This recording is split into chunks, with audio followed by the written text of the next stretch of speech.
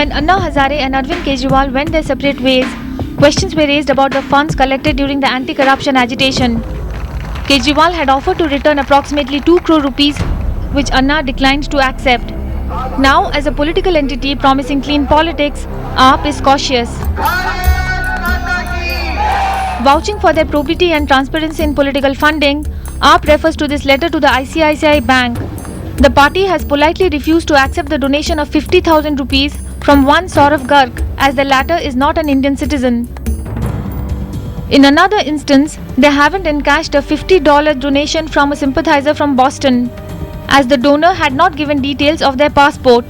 The party's funds have come in for scrutiny courtesy a PIL that has alleged that it has received foreign donations in violation of the law.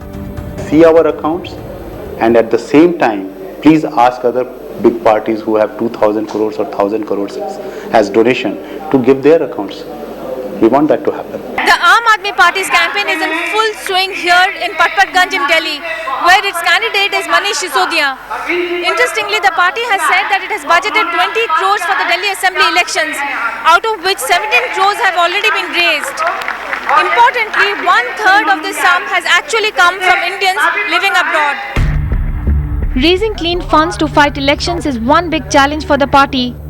Mr. Shanti Bhushan's donation of 1 crore rupees on 26th of November when the party was formed gave it a seed capital. Now the party's massive door-to-door campaigns are also about raising funds.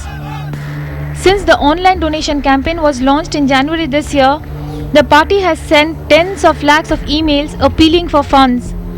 Through a special drive on 19th of October, the party claims to have raised 27 lakh rupees on a single day. Using social media as an instrument for fundraising, Arvind Kejriwal's Google Hangouts have also been an invaluable tool. Under the FCRA, we can take donations from all Indian passport holders, even if they're living abroad. So it's a legal money.